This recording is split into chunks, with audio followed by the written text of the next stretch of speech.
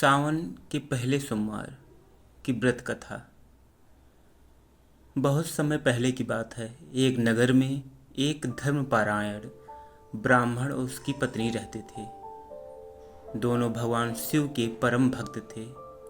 वे प्रतिदिन भोलेनाथ की पूजा करते और शिवरात्रि व सावन के सोमवार का व्रत करते थे। परंतु एक दुख था, उनकी कोई संतान नहीं थी।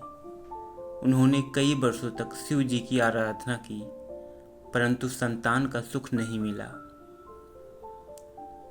एक दिन वे दोनों काशी में भगवान विश्वनाथ के मंदिर गए। वहां उन्होंने कठोर तपस्या की और सोमवार का व्रत करते हुए प्रतिदिन बेलपत्र, जल, दूध और पंचामृत से भगवान शिव का अभिषेक किया। भगवान शिव उनकी भक्ति से प्रसन्न हुए और प्रकट होकर बोले, हे भक्त, मैं तुम्हारी भक्ति से प्रसन्न हूँ। जो वर मांगना चाहो मांगो। ब्राह्मण ने हाथ जोड़कर कहा, हे भोलेनाथ, हमें एक तेजस्वी पुत्र की प्राप्ति हो। शिव जी बोले, तुम्हें एक पुत्र प्राप्त होगा, परंतु उसका जीवन केवल 16 वर्ष का होगा। ब्राह्मण दंपति ने कहा, भगवान, हमें ऐसा ही पुत्र स्वीकार है, परंतु वह शिव भक्त हो।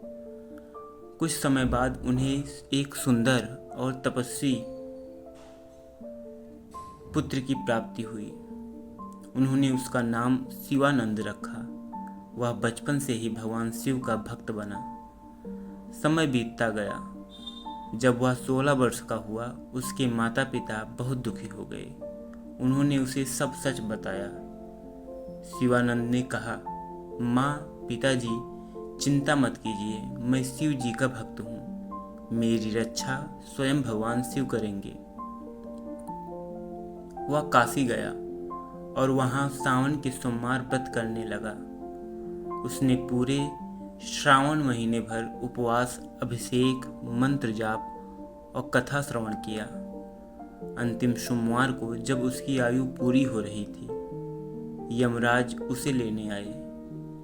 परंतु उसी समय शिव जी के गण प्रकट हुए और यमराज से बोले, यह शिव भक्त है और श्रावण सोमवार का व्रती है, इसकी मृत्यु नहीं हो सकती। यमराज ने सिर झुका दिया और लौट गए।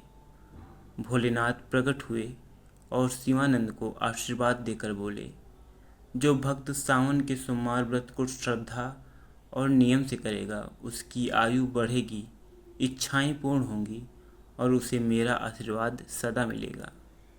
शिवानंद दीर्घायु हुआ और भक्ति मार्ग पर जीवन व्यतीत करते हुए मोक्ष को प्राप्त हुआ। जो कोई श्रद्धा से सावन सोमवार व्रत कथा पढ़ता या सुनता है, उसे संतान सुख, लंबी आयु, शिव जी की कृपा और भौतिक और आध्यात्मिक उन्नति प्राप्त होती है।